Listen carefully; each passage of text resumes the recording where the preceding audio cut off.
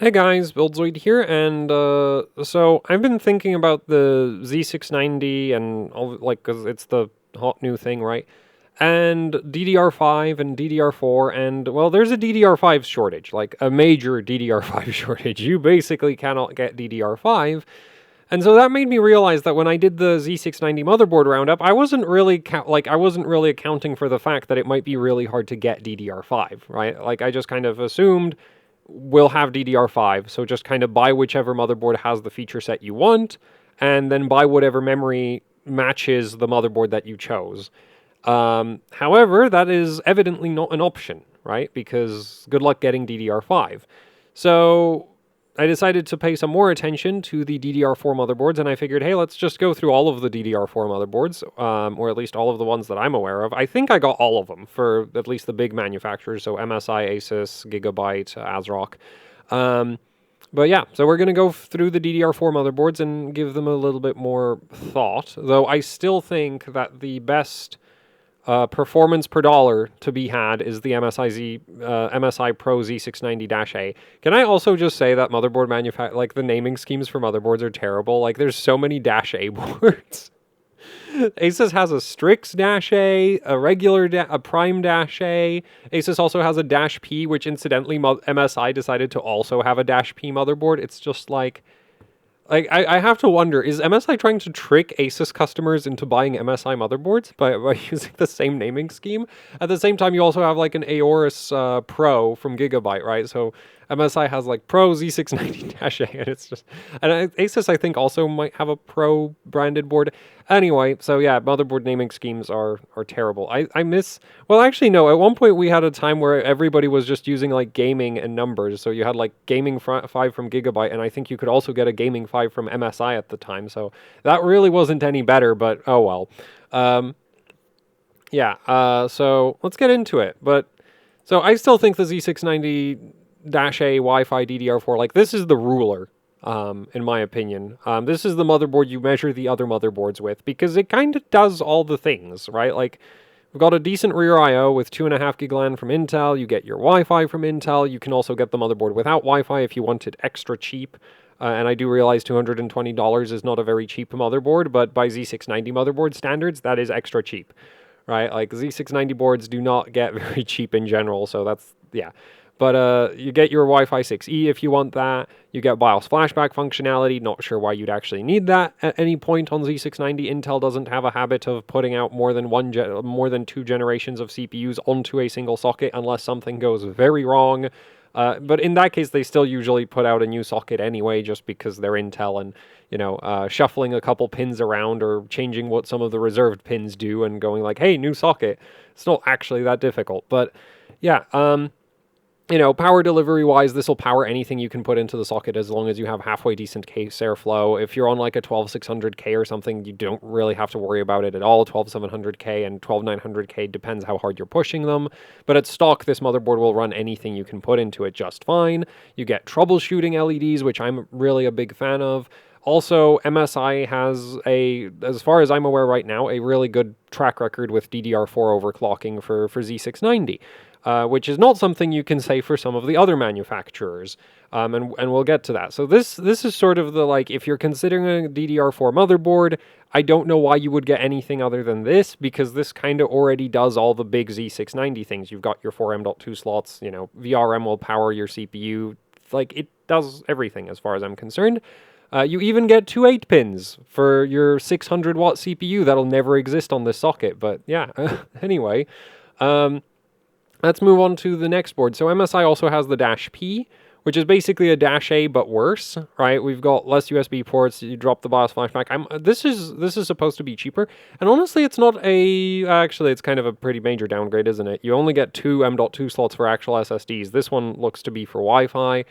So yeah, I'd probably not go for this. Yeah, VRM also seems. I think that's actually the same VRM. Actually, no, it's different. It's a different VR. Oh, wait, I think this is a Z590 design that they've, like, updated to Z690. But, yeah, so this would be a bit cheaper, maybe under $200. I don't know that I would be interested, well, I don't know, like it could still be decent. If you give the VR, like the funny thing is, if you have decent airflow, you can get away with some impressively sketchy VRMs. Um, I managed to get like a really anemic 6-phase to run a 9900K at like 250 watts or something. It did admittedly need an incredibly loud fan to do that, but it was doable.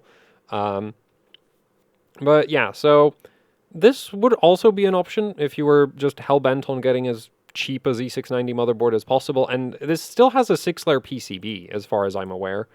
I'm not entirely certain you can do PCIe Gen 5 on a 4-layer PCB, so that's probably a big part of it, but are they going to mention how many layers this has? Not there.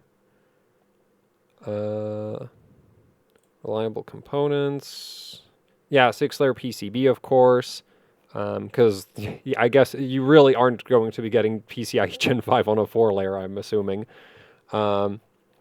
So in terms of memory overclocking, this should actually still be comparable to the Dash A, right? It's just like the Dash A really gets you a lot more features, a better power delivery system, that kind of thing. But, you know, if you're not, like, if you just want like a decent memory overclock and you have a 12600K and you know, like this could be fine. Like this would be fine. If you have, like, you might have to pay a bit more attention to the airflow around the VRM section, but I'm also assuming they have temperature sensors for the VRM, or at least I would hope so. Because MSI is pretty good about providing temperature sensors in my experience. Fully fan control. No, wait. I would still assume that, yeah, they'd have VRM temperature sensors. I think the only manufacturer where VRM temperature sensors are a problem is Asus, because Asus is, like, the Asus solution is to, if our VRM is crap, we just don't tell the user that it's overheating until the motherboard shuts down. That's actually a thing, like, that's my experience with Asus motherboards, is just like, if you have a Asus motherboard with a bad VRM, you won't know it's overheating until it randomly shuts down on you.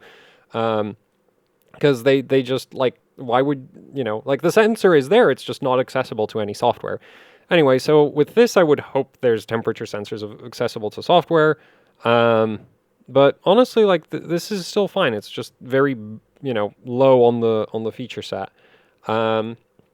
Anyway, and then there's the Tomahawk. This is a motherboard that I've had lots and lots of people ask me about, but it's just like, I don't get it. Right? So in terms of rear I/O, you get the same, like, 2.5 gig Wi-Fi 6E, 7 Type A ports, BIOS flashback, Type C, you know, 1 Type C port. Like, this is basically the same rear I/O as you get here. Right? Like, just slightly different layout. The display port's moved, you know, 1 stack over, and in fact, you even lose the PS2 port, which admittedly most people probably don't care about that, but if you're, I don't know, like an IBM Model M keyboard enthusiast, you probably want a PS2 port. So, you know, that's just a benefit for the Dash A there. And the main thing this board does is it just gives you a lot more M.2 armor. But, like, you can get M.2 heatsinks on eBay for like $5-10. And this board is like $300, if I remember correctly. Yeah, it's literally $300. You can buy so many M.2 heatsinks for that much money, right? Like, you could literally just buy, like, more M.2 heatsinks than what you can fit onto the, like, physically fit onto the motherboard. So I really don't see the point of paying for this to get the extra M.2 heatsinks. You do get a better VRM, but I don't think it'll make a difference in terms of actual overclocking performance. The heatsink for the VRM is more substantial, but again, like, as long as the VRM isn't overheating to the point that it randomly shuts down on you, you don't really have to worry about that. Or, you know, overheats to the point that it, like, thermal throttles, one of the two. Whichever, like, it kind of depends on how you have the BIOS configured, because if you disable, because technically you can disable the thermal throttling function for the CPU, and then the VRM has no other choice but to shut down. But either way, like, the Dash A should already not have any major VRM thermal issues, so this is just kind of like, okay, well, the VRM is going to run cooler, but it's not really going to get you anything, so you're spending, what, $80 extra to get some M.2 slots? I don't see the point in that. So that's why this didn't make it into the list, is like, yes, it does, like this doesn't do enough more than the Dash A. Like, if it had a postcode, I'd say knock yourself out. Yep, get it. Because, you know, getting a postcode Like, I do think postcodes are that damn useful, but as it is, it's just like I don't see the major like benefits to this board. Like, I just really don't. It's kind of expensive. It doesn't really do that much more than the Dash A does. It's still on a 6-layer PCB, right? Like, it's going to clock memory the same. I'm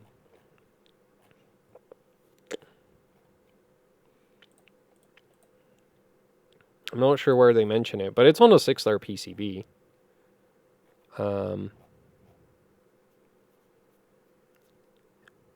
So, yeah, I don't know why you'd want to pay $300, like $80 extra for a VRM upgrade. That's basically what it is. Right? So, anyway, and then we get to the Edge Wi-Fi, and this board's even more confusing because it's like, okay, so we still have like what seems to be almost the same rear I/O, or maybe there's more fast USB ports. Okay, you get more 10 gig ports, I guess, right? Yeah, okay, so you get more like 10 gig USB ports. You get 2.5. Is it US? I don't pay attention to like high-speed USB at all. It's really funny. Most of my connectivity needs are more about sheer quantity than actual speed. Like, I don't need fast. I have a lot of very slow devices that I need to connect, not a lot of fast ones. I don't think I have any fast devices, except maybe my phone. But I think the cable that my phone came with doesn't even go above USB 2.0 speeds anyway, so that, whatever. Yeah, so this right here is just kind of like, okay, I guess you get a bit of a rear I/O upgrade. But then the board itself, like, you've still only got 4 M.2 slots, which you could get for like $220. The Wi-Fi hasn't gotten any faster. The LAN isn't any faster. It's still 2.5 gig. You get troubleshooting LEDs, but you get that for $220 as well. You get the same number of SATA ports as the $220 motherboard. So, and you do get a VRM upgrade. I guess, actually, this thing might be on the same VRM as the Tomahawk is. So at that point, it's just like, and how much does this cost? So Tomahawk's, okay, so it's $320 because it's basically the same board as a Tomahawk. Oh, they added RGB. Oh, yeah, I can see it. Yeah, I see it now. This ain't got no RGB, that got RGB. That's where the price hike comes from. I don't see the point. Like, I'm not saying it's a bad motherboard. I'm just not seeing, like, what does this do that this doesn't do? So, yeah. That's kind of that. So that's the MSI lineup. Like, I think, honestly, MSI has kind of made the Dash A too good, in a way. Because it really does, like, it just does kind of everything. So it makes it really hard, in my opinion, to justify a lot of the other more expensive motherboards unless they're like drastically better in terms of functionality, which most of them aren't. Most of them just give you more heat sinks, which is like, last I checked, heat sinks don't necessarily translate to better performance. You can also get M.2 SSDs that just come with heat sinks on their own, right? Which a lot of the higher end M.2s, as far as I'm aware, do come with heat sinks. So, like, what's the point? Anyway, let's move on to Asus. And actually, we don't need the product page because I have all the DDR4 boards opened. So I had a lot of people ask me about the Z690-A gaming. This is like $350, isn't it? That board is just, yes, that board is insanely priced. So, of course it is. It's ROG Asus. It's a Strix, though, so it's not actually going to have the full functionality. It's not going to be fully fledged in terms of functionality compared to the like other ROG motherboards, but it's going to be almost priced like one of them. So, anyway, so we've got plenty of power delivery. I'm guessing the rear I/O is, I guess you get 2 Type-Cs, if that's something you care about. You do get clear CMOS button in the rear. You still don't get a postcode, and this thing's $350, which is just like I just consider that insulting at that point. And then in terms of onboard functionality, I think this still has the same number of M.2 slots as that $220 MSI motherboard, except now you're spending $130 more to get basically the same functionality. The rear I/O, you get your Wi-Fi 6, which you also get on the MSI board. You get your Intel 2.5 gig, which you get for much less on the MSI board. You get 8 Type A USB ports. So, I don't know. Do you, like I like my USB ports a lot, but I'm not willing to pay $130 extra to get one more Type A port. Like, Like, at that point, you can just buy a USB add-in card or something, and it would be more cost-effective to do it that way. Right? So, like, that's kind of why, like, yeah, that's part of the fixation I have on USB ports is, like, if you're at the same price point, I want the motherboard to do more stuff out of the box, because every add-in card you buy, every accessory you end up spending money on is increasing the total cost of your system. Which is why... Also, the USB hubs that sit on your desk make a mess, as far as I'm concerned. But anyway, so this board is just kind of like, it's just so damn expensive, right? That's most of it, really. Like, there's nothing fundamentally wrong with it, but there's also nothing fundamentally wrong with the Edge or the Carbon or any of the other boards, and these are even cheaper. And how many M.2... Like, I do want to check how many M.2 slots it gets. I am reading this as 4. Yeah, you get 4. So you get the same number of M.2 slots as, like, that super cheap MSI board. What was the point? Also, I would not be surprised if this MSI motherboard keeps up with the Asus board when it comes to memory overclocking. Because, like, MSI is using the same 6-layer PCB for, like, all of their... Or same 6-layer topology for all of their Z690 boards. And MSI is... You know, when it comes to memory overclocking support, I really like how MSI generally handles that. So, yeah, I do not see the point in spending $350 on a Asus motherboard, instead of just spending $220 on an MSI. And then we get to the, like, more cost-effective motherboards, like this right here, but this doesn't have troubleshooting LEDs. So right off the bat, like, that's, in my opinion, a major downside compared to the MSI board. You get less Type A ports than the MSI board. Does this cost the same? Yeah, this costs the same. So you get less Type A ports than the MSI board. You still get the same 2.5 gig LAN. The VRM cooling looks a bit better. The VRM itself might be a bit better as well in terms of just, like, efficiency, but again, like, this board shouldn't have any issues with any CPU you throw in there unless you're in a really, really warm climate or something, and you also have, like, terrible case airflow. But in that scenario, I think your CPU will thermal throttle before the VRM does. Right? Like, you're gonna have CPU issues before you get VRM issues. That's basically how you should gauge power delivery, in my opinion. Is it like, is my CPU gonna be uncoolable before the VRM is uncoolable? And if the answer is yes, then the VRM is plenty. That's all the VRM you need. So, also, one thing I find incredibly frustrating with this motherboard is they put all these X16, like, full-length PCIe slots, but they put one of them directly under the GPU slot, so, like, you're never going to be able to use that PCIe slot right there. Like, this functionally doesn't need to exist, because it, like, what are you going to plug in there? Like, some ghost PCIe card that phases through the heatsink of your GPU? Or you're going to get, like, a single slot water block GPU so that you can use that PCIe slot? Like, this PCIe slot is functionally useless because of physically where it is. This seems to have less SATA ports than the MSI board does. You get less M.2 slots than the MSI board has. So, like, I don't see the point. Right? Like, yeah. At the same time, I think this is probably going to clock memory about the same as the Strix A, so...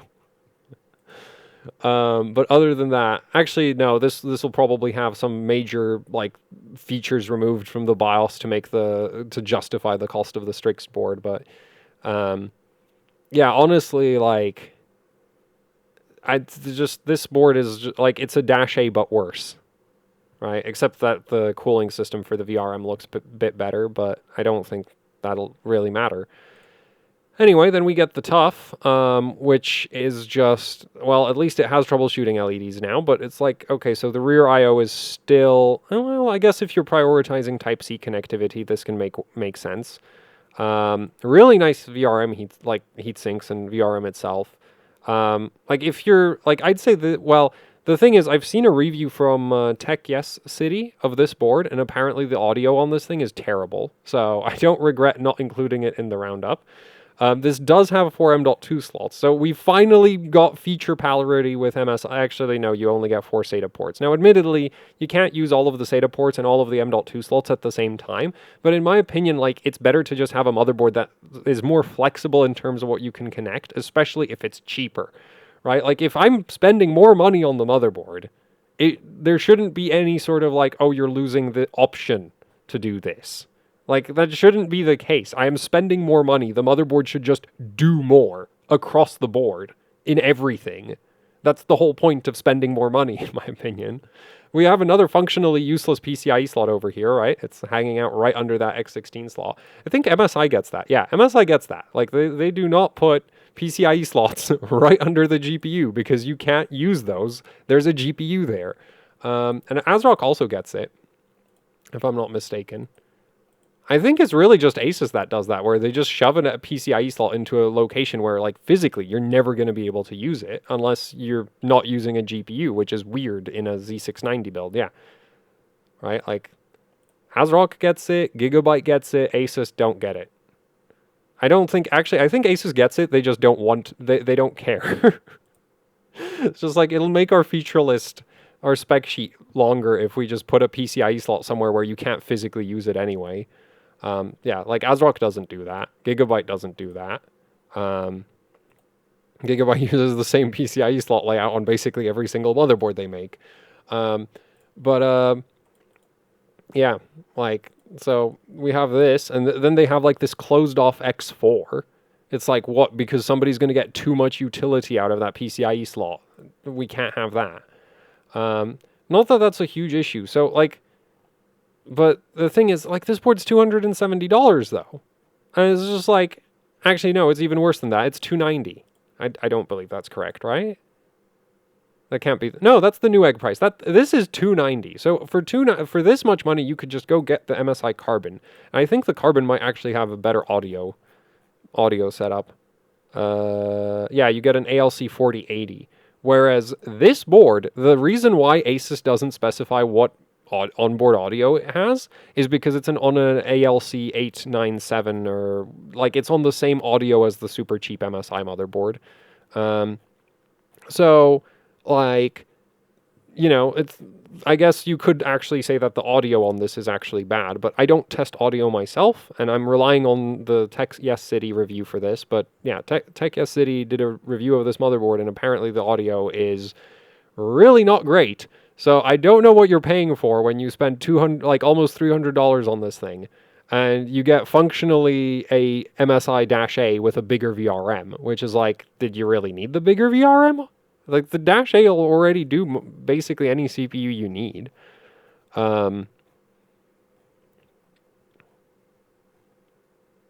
Yeah, they don't specify which audio chip they have because they know it's trash. And they know that at this price point, that audio chip is just worse than what you get on the other motherboards, and so it's like, we're just not going to tell you what we're going to sell you.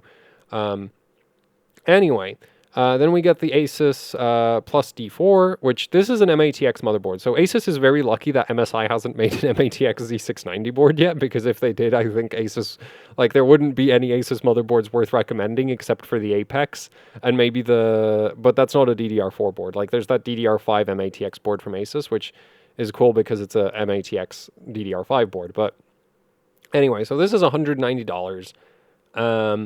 And honestly, that board's fine. Like, the thing is, this is fine because there's no competition, right? And also, it just has more USB Type A than the ATX boards. It still doesn't have troubleshooting LEDs, but at least it's cheaper, right? You get your 3 M.2 slots, which is about as many M.2 slots as you can get on an MATX motherboard. You get 4 SATA ports, which you could, I think they should have squeezed in 6, especially since I don't think you would necessarily be losing a M.2 slot on an MATX motherboard if you have, like, because you only have 3 M.2 slots in total, and then there's that Wi-Fi one. So yeah, VRM heatsink's nice. Like, so this board makes sense, right? Because the price point's fine. There's no competition for it. So this makes sense. But the rest of the Asus DDR4 lineup, like, this is horribly overpriced. This just kind of doesn't make any sense considering that MSI motherboard exists, and this is also really overpriced. Like, I would probably get this before I even consider buying this. Actually, I'd probably if I was considering buying this, then honestly, I'd be looking at like a Tomahawk maybe. And the thing is, I still don't see I don't think there'd be much of a difference. So I'd probably, I'd still be leaning heavily towards this because it's got the features. It'll power your CPU.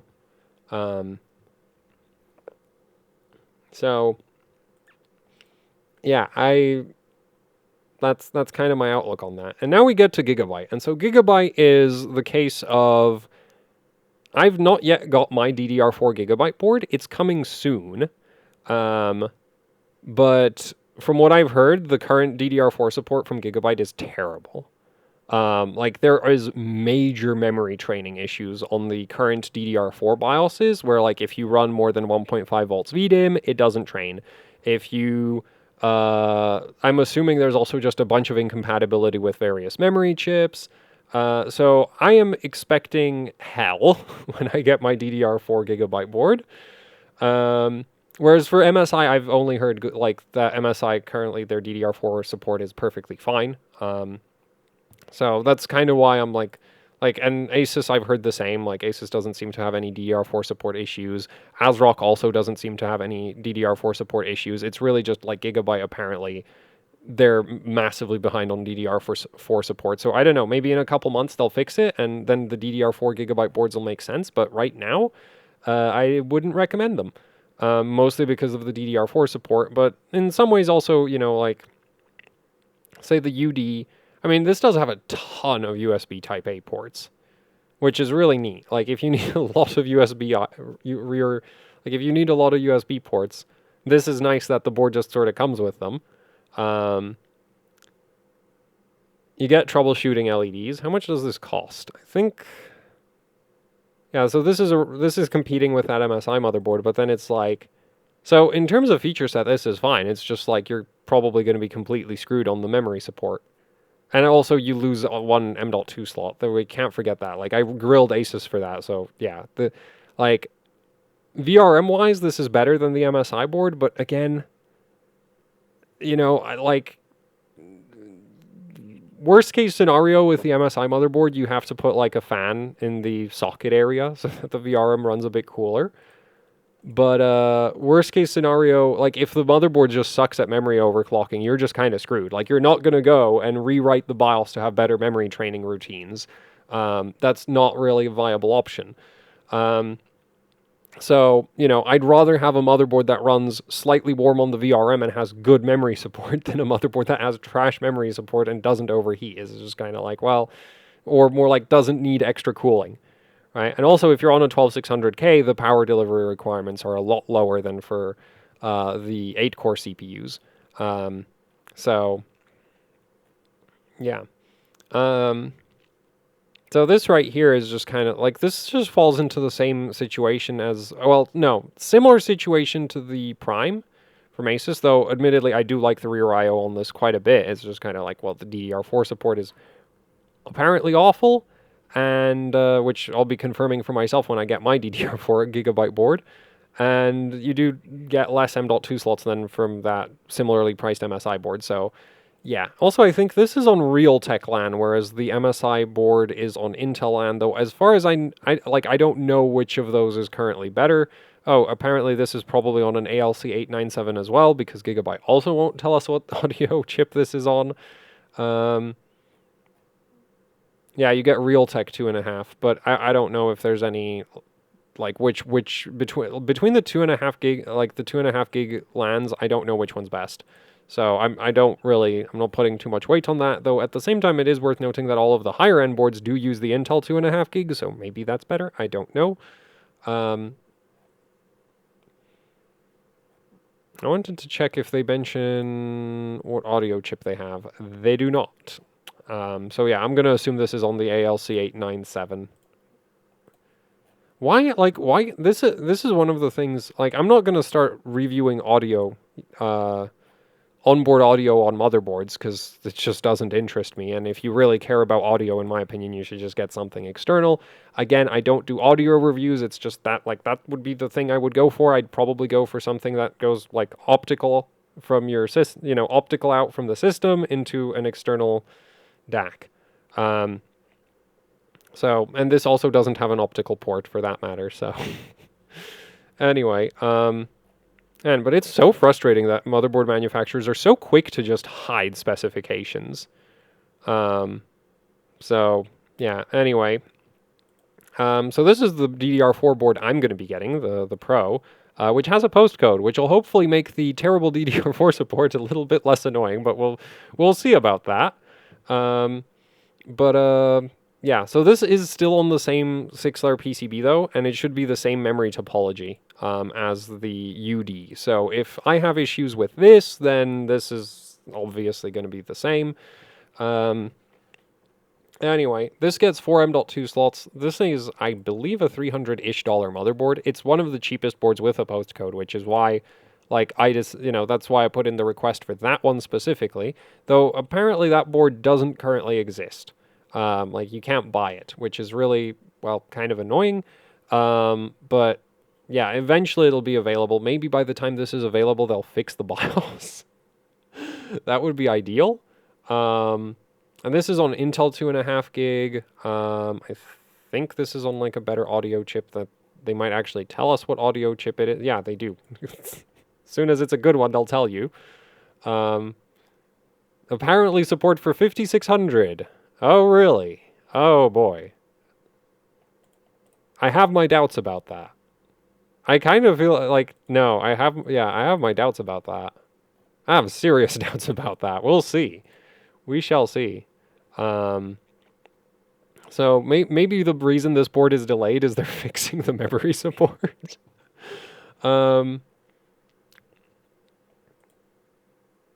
Up to 5600. Yeah, I have my doubts about that. I have serious doubts about 5600. Even if on DJR or one of the high frequency memory chips, I have serious doubts about 5600 being working. So yeah, but this is sort of if Gigabyte gets this to perform properly on the memory overclocking, this would be sort of my high-end DDR4 motherboard go-to. But if the memory support is terrible, then again, just go get the cheap MSI motherboard because you're really not going to be losing out on anything. Right?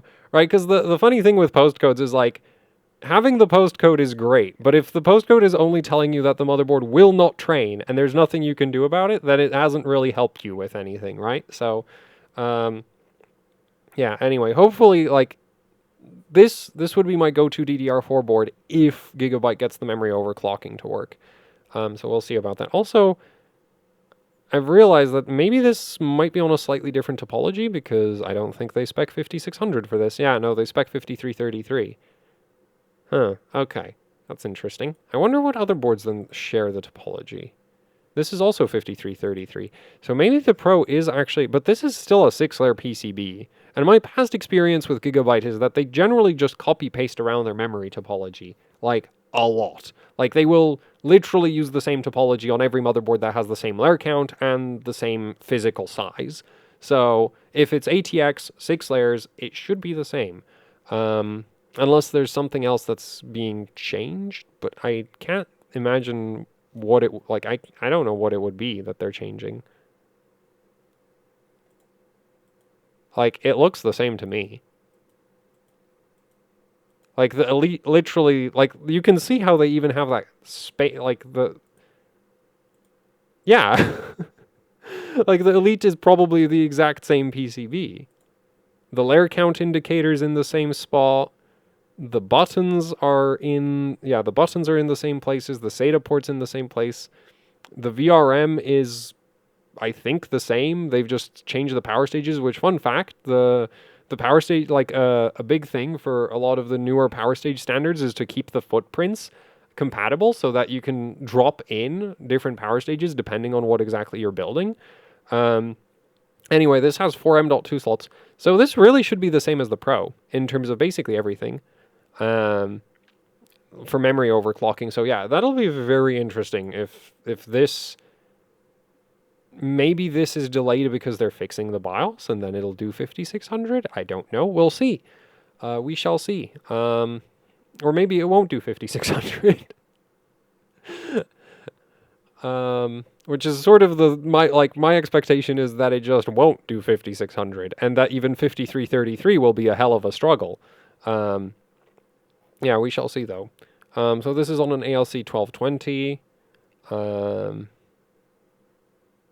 And in terms of rear I/O, you do still get a lot more Type A than you get on most of the other motherboards we've looked at before. Also, this board isn't super insanely priced, but at the same time, like, again, I think, like, you could make the argument that you could just buy the MSI board and get a PCIe add-in card. So, I mean, like a USB add-in card, like, that takes an internal USB header and turns it into more USB ports on the rear I/O. So yeah, well, at the same time, it's not that big a price difference. It's like $30. You get a better VRM. You get more M.2 heat sinks. So at that point, like, the Elite would maybe make sense if the memory overclocking support is good, which from what I've heard currently, it's terrible. So that's why basically I didn't recommend any Z690 DDR4 boards in my Gigabyte Z690 DDR4 boards in the roundup. Was just like, everything I've heard points to the memory overclocking currently being completely broken. So, yeah. And we'll see if if I test the Pro and it turns out to be as bad as what I've been hearing, then, like, I won't recommend Gigabyte until they fix it. So hopefully that'll be soon-ish. But anyway, so then there's the Aero G DDR4, which, again, it's going to be the same memory topology. Yeah, 5333, so... and like, so you get a slightly different mix of features for this board, and I assume the memory support is still terrible. So that's kind of the thing with the Gigabyte boards, is just like competitive in terms of, what connectors the motherboard comes with, what functionality the motherboard comes with, and the power delivery, all of those things on the Gigabyte boards, those are good. And then the actual memory support is apparently terrible. And I'm like, and the thing is, like, I've heard these reports from people that I know are, actually decent at memory overclocking. It's not somebody who just, like, enables XMP and has never done memory overclocking before. So I'm inclined to believe that, yes, currently Gigabyte DDR4 boards suck at running DDR4. Also, this thing is almost $300, so this thing kind of doesn't make sense at all. Right? Like, this is basically an Elite with a different color scheme and a $20 price hike. Wait. I guess you get 2 Type-Cs on the back instead of just one, if you care about that. Yeah, I don't get this board. Anyway, so then we get the Gaming X Ddr4. So this is one of the more reasonably priced Gigabyte boards. If I could find it. Oh, yeah. So this is $230. And I'm assuming this is another one of those, like, really nice feature set, but the memory overclocking. So, yeah, weaker VR, like, VRM got a slight downgrade, but it's still 16 power stages. Heatsink, we've got a substantial heatsink on there. Very similar to the heatsink that you have on the Pro, with just actually sort of more ridges on it. So this might actually have slightly more surface area in a way. You still get your 6 SATA ports. You still get 4 M.2 slots. So this would actually be a really good, like, yeah, the feature set here is really nice. But the memory overclocking, right? Like, that's currently the main thing with the Gigabyte boards, is just like, but they all use the same memory topology. And so they're all probably on the same terrible BIOS support. And also, this is on Realtek 2.5 gig. Again, I don't know if there's any issues. Like, with the 2.5 gig LANs, I have no idea. I don't have 2.5 gig LAN myself, so I don't, know if there's any major issues with the 2.5 gig chips. So I don't know that that's necessarily a downside. But, yeah, the DDR4 support right now. Actually, maybe let's check the QVL. Because that's always interesting to see.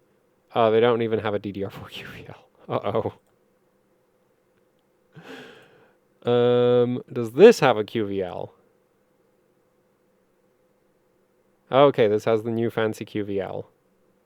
So DJR validated for 5333 at, DJR timings. So no surprises there. Hynix, Spectec, Samsung. 18. So from what I've been told, maybe in Gear 2 it's not as bad, because the funny thing with Gear 1 and Gear 2 on modern Intel chips is that they're fundamentally different in how they behave in terms of overclocking. So maybe the Gear 2 support is not a complete disaster, but the Gear 1 support might be. So yeah, we'll see when I get mine. That's all the high-speed stuff. Let's see low-speed stuff. Actually, wait, can I sort by timing? 12, 14, 14. 2400. Ooh. Man, okay. We have some 1414 G skills. Okay, but that's 1.35 volt. I want like lowest timing high voltage kit. We have a 3600 CL14 team group kit. Uh-huh. And then I think that might be the highest spec B die. Maybe. Have some 1416. Actually, no. So we have a... But the thing is, this might fall into Gear 2 at that point. Actually, all of these might be at Gear 2. Right? Like, that's the thing is, like, Gear 2... Like, you could actually... Like, you can do Gear 2 at 3000 if you want to. Like, you shouldn't, but you can set the motherboard to be in... Like, you can set the CPU to run the memory controller in Gear 2 at DDR4 3000. And your performance is going to be trash, but hey, it'll boot, it'll run memtest, right? It'll be stable. So compatibility-wise, yes, it's compatible, but performance-wise, it's going to be a bit of a disaster. So you wouldn't necessarily want to do that, which makes the gear modes really annoying from a sort of QVL, like from a, you know, judging a motherboard by its QVL sort of thing. It's not great because it's just like, oh, but it might be in Gear 2, and then... You know, it's not really a good idea to actually do that. Like, yes, it works. And for the purposes of the QVL, therefore it is compatible, but I wouldn't actually want to run that. So, yeah. And then Gigabyte has an actually really interesting MATX option. I don't know how much this is going to cost, but this looks like a really solid alternative to the, you know, the MATX Asus board. But again, it's just like, is the memory overclocking any good on this? I have no idea. We'll find out, I guess, eventually. Also, this motherboard is not like, I don't know where you'd buy this currently. I've not seen any listings for it, so I don't know how much it costs. It's probably somewhere in the like $220, $240 range, if I had to guess. You get Intel 2.5 gig on this. Oh, and then we have the ITX DDR4 Gigabyte motherboard. And it's the same thing from what I've seen. Is just like the, you know, like decent feature set, but the memory support is probably terrible. So, yeah, and the VRM on this is actually really nice. And it looks like they managed to squeeze in the reset switch over there, which is cool, right? You got BIOS flashback in the back. So the rebindable reset switch. I wonder if they managed to squeeze in the header for it, though. If you don't have the header... If you don't have the header for that button, then that button is in a terrible place. Like, you're never going to be able to press that. So, yeah. Anyway, so with Gigabyte, it's basically just a case of, like, cool feature sets, but I hope you're not expecting to run any high memory speeds. Or maybe not even any good memory timings, which is, you know, like, those two kind of go hand in hand. Like, you can either go high frequency, you can either go high frequency, or you can do tight timings. Or you can, and with enough voltage, you can kind of do both, right? Let's not forget that B-die can technically do 4800 CL14. I've not seen any screenshots of that being done with 12th gen yet. So let's move on to the Asrock DDR4 boards.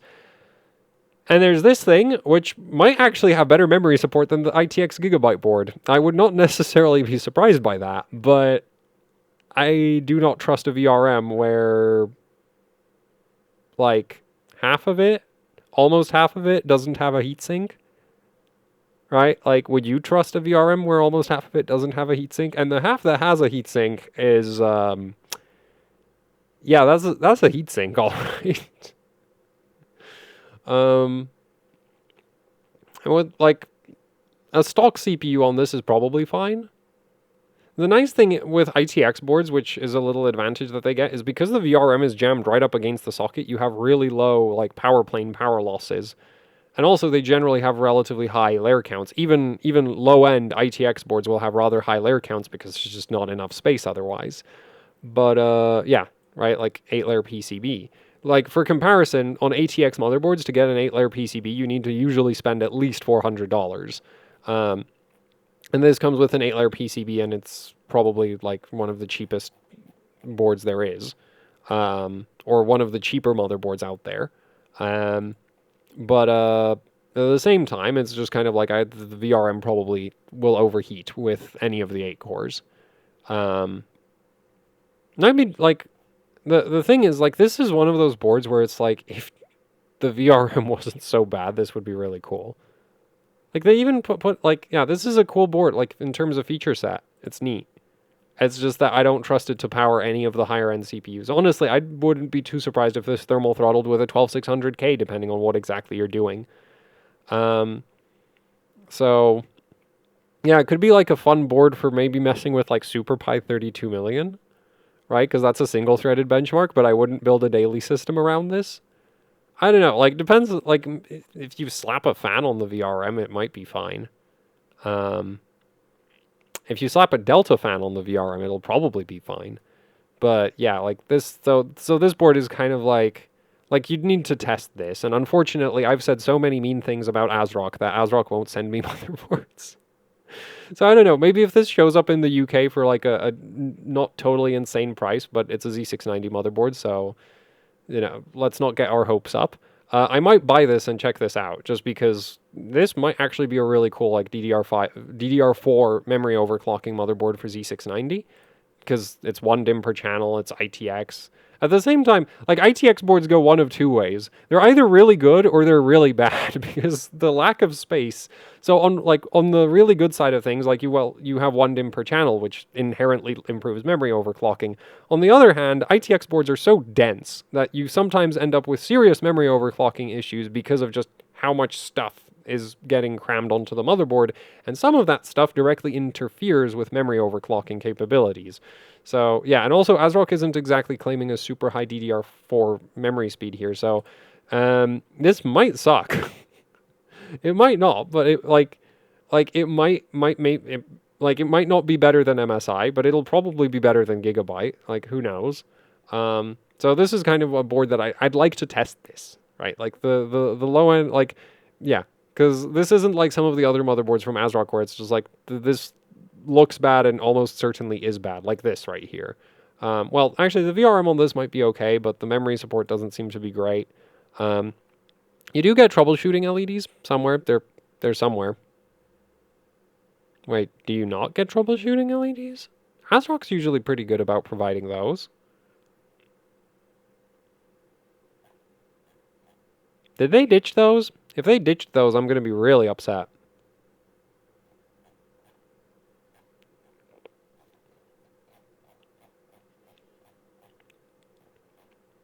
The thing is, this board should be really cheap. Like, Asrock does currently have, yeah, so that's like a $190 board. That's the RS, right? No, that's the Riptide. Where's the Riptide then?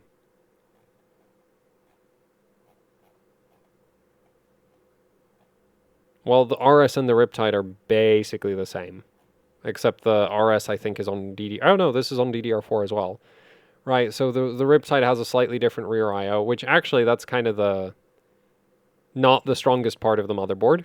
But at the same time, it's also cheaper than that MSI, like, a lot cheaper than the MSI board. So, you know, if you don't want Wi-Fi and you don't care about the...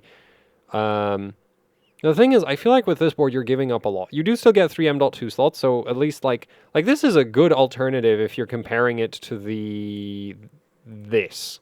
Yeah, if you're comparing it to this, it's a solid alternative, though I think Asus has a better VRM, both configuration and cooling system, but, you know, this is like probably around $40 cheaper, so at this point, that is probably a reasonable trade-off. So, and you do still get BIOS flashback, which is neat. But I am very surprised that this doesn't seem to have troubleshooting LEDs. Apparently you get an internal clear CMOS button, though. Or at least it looks like you do, which is weird.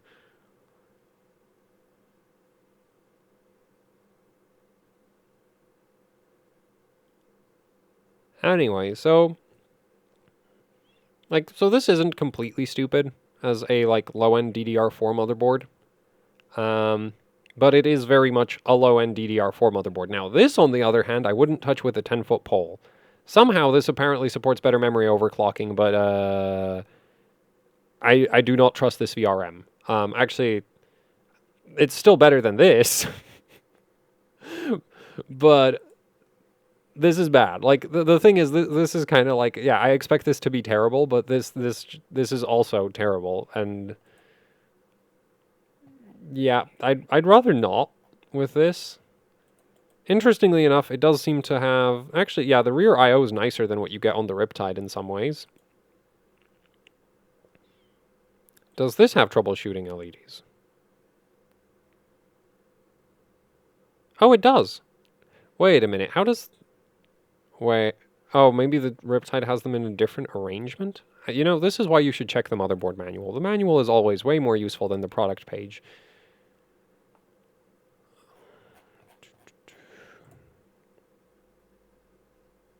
Oh, I guess it does. Wait, it does have a clear CMOS button, but it doesn't have troubleshooting LEDs. Are you kidding? Oh, no, it does have troubleshooting.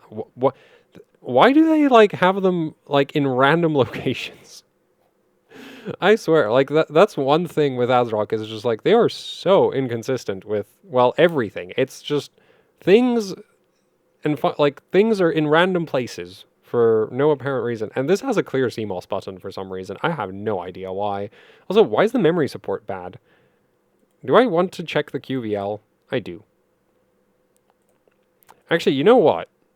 Okay, so Asrock evidently just has no idea what is going on with their own motherboards, because apparently this motherboard supports 5133, but... I mean, why would you advertise that? Right? Why would you want to advertise what you've apparently... The thing is, memory QVLs, they do actually test that the memory will at least pass mem test, as far as I'm aware. So,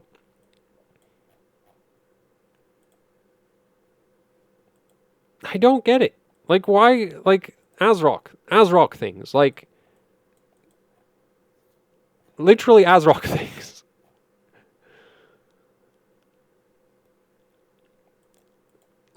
This is probably the main issue I have with Asrock. They're all over the place. Gigabyte has a certain consistent level of Gigabyte-ness, but then there's Asrock, where it's just random. Completely and utterly random. Sometimes for the good, sometimes for the absolute worst. But yeah, so I would just avoid this. This evidently doesn't actually have any advantages. Asrock just has no idea what to put on their own product pages because, who cares? we make these motherboards, we make a QVL, and then we just put a random memory speed on the product page because why the hell not? Right? Who actually cares? Yeah, so the QVL for all of these is the same, which makes sense. They're probably all on the exact same memory topology. Why would they have different QVLs?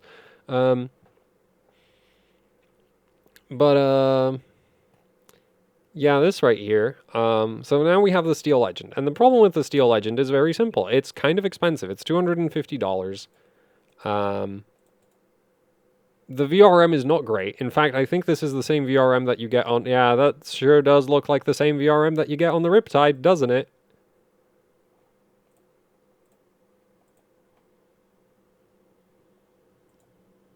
Because it is.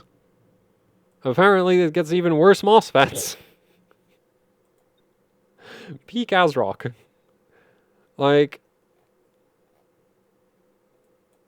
It does get bigger heat sinks, though, right? What the money that was taken out of the actual components... Oh, and also you get better capacitors, though. Or... No, I think you just get higher endurance rating capacitors. You don't actually get necessarily... electrically, they might actually perform exactly the same. It's just one of them lasts longer at elevated operating temperatures, which Yeah, I don't know that I would necessarily care about that. You get the same audio section. You get the same number of M.2 slots, which is less than what you get on the MSI motherboard. You get a lot of SATA ports, though. If you want 8 SATA ports, I think this is the cheapest, one of the cheapest motherboards to do that, along with the... Actually, are those general use SATA ports, or... Because Asrock has these, like, weird, like, sectioned off SATA ports, which... I don't know how they actually work, but... Yeah, and the rear I/O on this is honestly kind of horrible, in my opinion. The same goes for the Extreme, and the Extreme is even more expensive. Actually, it's the same rear I/O on the Extreme.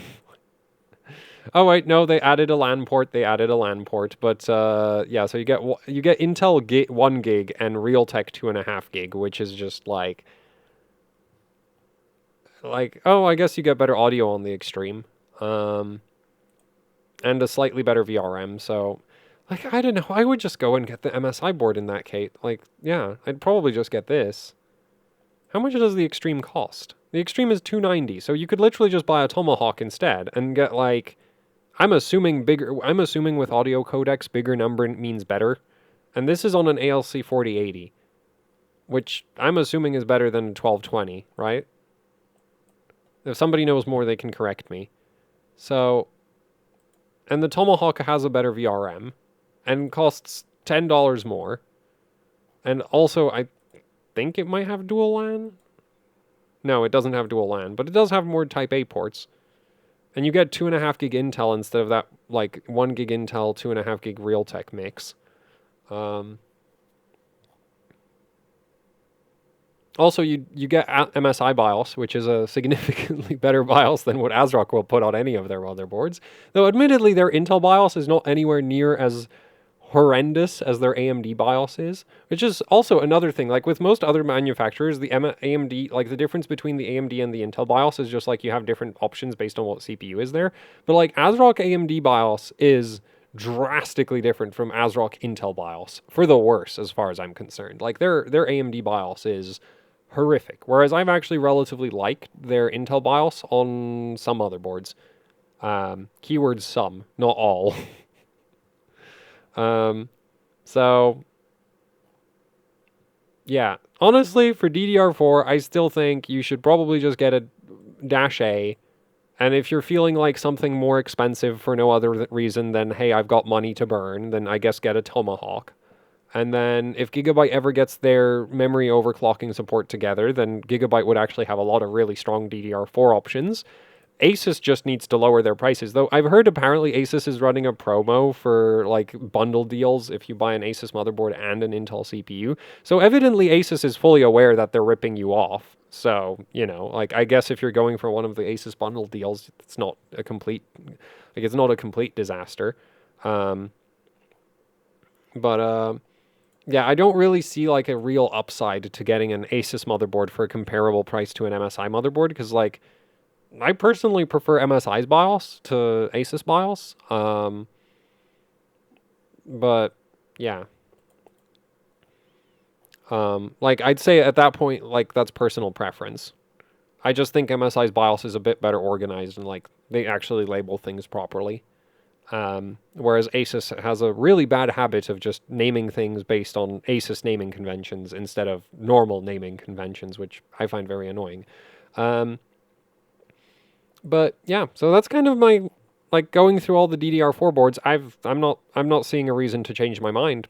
Like, this just sort of does, like, this does all the basic things you'd expect a Z690 motherboard to do. It does it cheaper than basically every other motherboard there is. And all around, it's just a solid little motherboard for $220. So you spend less money, you get all of the features you could really get from even a $300 motherboard. You just lose some of the, well, you lose some heat sinks, basically. That's all. All you really lose is some power stages and some heat sinks, which I don't know that I would consider that like an $80 value add. Yeah, and then if you're feeling like getting something more expensive, I wouldn't get the Extreme from Asrock. I wouldn't get that. Unless you really want the dual LAN for some reason. But this board, like, I'd just get the MSI, or maybe even the freaking Ace. Well, no, I wouldn't get the Tough. I wouldn't get this, because this is just worse than the MSI options, in my opinion. And then, right, Asus. This is the thing. If Asus had made the Z690-A Prime a DDR4 motherboard at $300, I think that. Well, no, I think. Well, no, I don't think I would recommend it anyway, because that board still didn't really have that great a feature set, regardless.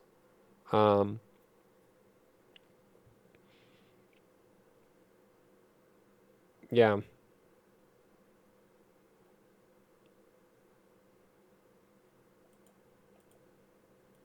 So I guess I've changed my mind in the sense that I guess I would recommend a Tomahawk if you're looking for a more expensive Z690 DDR4 motherboard. It's just that I don't get why you would be doing that when there's this perfectly capable, cheap Z690 DDR4 motherboard, right? And then with Gigabyte, it's just like, if they fix the DDR4 support, they might actually have one of the best DDR4 lineups there is. They certainly have the most models in it, which is partially because they keep copy-pasting stuff around. Like, you can't deny that, like, this looks awfully similar to this, and actually also this, right? Like, that is a big part of why Gigabyte just has all of these different DDR4 boards, is just like, they took their, like, they're all basically the same.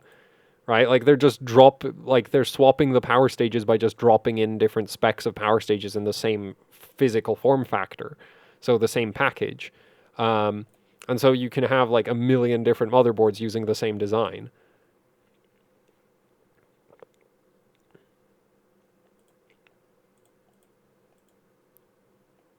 Oh, the gallery.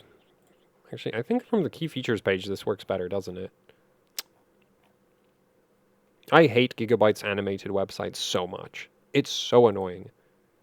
Okay, well, with this you get less M.2 slots. But for the higher-end DDR4 boards, I think Gigabyte would have a really solid, solid lineup if the DDR4 part of them actually, like, worked properly, which apparently it doesn't. So, yeah, this video turned out way longer than I wanted it to be, but, like, the fact is there's no DDR5. So, and I don't see it as a huge downside getting a DDR4 motherboard right now for 12th gen, especially if you're just gaming. Like in workloads that, use a lot of memory bandwidth, DDR5 is ridiculous. Like DDR5 has so much memory bandwidth. It's insane how much memory bandwidth it offers. But when it comes to like latency, it honestly kind of sucks. There's not really anything you can do about it. If you go for dual rank DDR5, the latency actually gets worse. So if you were thinking about being clever with it, nope, you can't. It doesn't, it's like with DDR4. So DDR4 is starved on bandwidth. And so going single rank to dual rank DDR4 actually gives you some pretty nice benefits because you don't lose, like the latency penalty isn't that big and you gain a lot of bandwidth. But with DDR5, the latency is already really, really bad. And whereas the bandwidth is amazing. And so adding more memory bandwidth at the cost of, slightly more memory latency doesn't really get you anywhere because you're probably not bandwidth bottlenecked to begin with, but the latency is already a problem and then it got worse. So yeah, DDR5 is, also getting dual rank DDR5 is like way too expensive. You're not getting it. So DDR4, like especially for a gaming build, I think DDR4 makes perfect sense with Z690. It's just that we really don't have, like, the motherboard options for DDR4 are terrible in a lot of ways, right? Like, there's not that much variety in terms of feature set, and I think it's a real shame that we don't have, like, a, higher-end DDR5 motherboard, but in a DDR4 configuration. Because there's some really cool DDR5 motherboards in terms of what feature set they offer, but they come with DDR5, and then it's like, well, okay, so you have this cool motherboard with really great features, but no RAM, right? Like, you can't use it because you got no RAM. Or if you do get RAM right now, it seems that the really terrible X16-based memory sticks are available. So the 1 rank, but X6, like the 8 gig DIMMs of DDR5, avoid those, because, well, basically they take the one advantage DDR5 does have, and they reduce it, which is you lose the memory bandwidth part of it because they use the X16 layout. So, they use an X16 chip configuration, which basically sacrifices memory bandwidth for, it just sort of sacrifices memory bandwidth for the sake of being cheaper, which is kind of like, but your latency still sucks. So now you've got like a high latency, lower memory bandwidth DDR5, which is like, doesn't make any sense. So, yeah, I guess MSI-A, still my favorite DDR4 motherboard option. If you want something more expensive, the Tomahawk is a solid choice. And then the -A Strix, I mean, it's so damn expensive. Like, admittedly, it's, I guess if you're already considering the Tomahawk, it's not that big a difference. But also, like, I think already, like, even if you're considering the Tomahawk, I think you're already kind of making purchasing decisions that don't make the most sense. So, yeah. Hard, like, I wish there was better options, but there just aren't. There just really aren't, in my opinion, better options. So, yeah. Well, no, I wish Gigabyte would get their act together. That's what I really, because that would give us better options. That would give us a motherboard with, DDR4 support and a postcode. Still, and a lot more USB ports. It still wouldn't, like, the one thing I feel like is missing from the DDR4 lineup is motherboards with, like, dual X8 PCIe slots. You just don't have that, which I personally find really annoying. Because that, I think, is one of the, like, just having more PCIe slots attached directly to the CPU is, in my opinion, an always nice thing to have. Because those PCIe slots are just, like, you don't have to use it, but if it's a function that you want, then currently it's like there's a very limited selection of Z690 boards that do that. All of them have DDR5, and as I mentioned before, if you get a DDR5 motherboard right now, you're screwed. You can't use it because you ain't got no RAM. So, yeah. I wish basically Gigabyte would take the the Aero D, and they made a DDR4 version of that. That would be a really cool board. For Asus, I think, like, I kind of wish they did a high-end Z690 MATX DDR4. Because they have a high-end Z690 MATX DDR5, but again, it's like you can't use it. There's no RAM. So, yeah, and I mean, like, a lot of people would go, but isn't the -A high-end? It's like, well, the price is high-end. I don't know that the feature set is.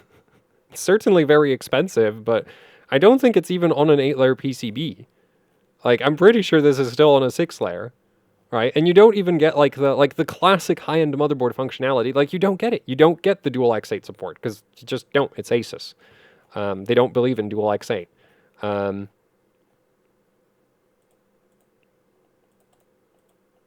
6-layer PCB, yeah, like, which makes sense because the main reason to go for the 8-layer PCB is to actually get, like, the necessary signal integrity for dual X8 PCIe slots. Right. So actually, MSI, if they took the Carbon and made a DDR4 version of the Carbon, that would be a really, really cool board, in my opinion. But also, that would be like a $400 DDR4, which, again, like, I don't think that's necessarily a problem.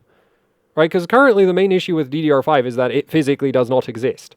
So it's like, if I want this functionality and I actually want to be able to use my motherboard, then I want it with DDR4 because the alternative is to have a motherboard and no RAM. Which is just so dumb. No, I guess maybe with the... Well, no, because the thing is you can't get X8 off of the chipset. You can only get X4 off of the chipset. And so even though the chipset is connected to the CPU through X8 PCIe 4.0, so, like, if you could get X8 off of the chipset, you would, assuming that you weren't doing any other bandwidth-intensive stuff at the same time, you could actually get decent X8 support through the chipset, except that the chipset doesn't support an X8 PCIe slot. That's not a thing you can have. So, yeah. That's Z690 DDR4 then. And I've really unnecessarily extended this video at the end, but yeah, the basic gist of it is I haven't changed my mind. The Dash A is sort of the most sensible DDR4 motherboard there is. If you want something unsensible, you can get a Tomahawk, or I guess the Dash A if you're feeling like you have money to burn for no other reason than to burn money. I guess if you get this in the discount bundle with a CPU, then maybe it makes a bit more sense, but otherwise, no. And also, Gigabyte, please fix the DDR4 support. Or maybe it's not that bad, or maybe by the time I get my DDR4 Gigabyte board, it will be fixed. And I'll make a second video. You know, if I find that you can run proper DDR4 settings on the Gigabyte board that I'm getting, then you know, I'll change my mind. But as it is right now, like, I'm not willing to recommend Gigabyte because the only things I've heard about their DDR4 support are bad. So yeah. And then Asrock just kind of has a bunch of motherboards that are slightly overpriced for the features that they do, for the functionality that they offer. So yeah, that's it for the video. Thanks for watching. Hopefully it was somewhat helpful. And like, share, subscribe, leave any comments, questions, suggestions down in the comments section below. If you'd like to support what I do here with actually hardcore overclocking, I have a Patreon. There's also the HOC Teespring store where you can pick up shirts, stickers, posters, you know, the usual YouTuber merch. Both Patreon and Teespring help out immensely with running the channel, so it would be much appreciated if you check them out. Because unfortunately I offend so many motherboard manufacturers that I have to buy motherboards on the regular. Anyway, that's it for the video. Thanks for watching, and goodbye.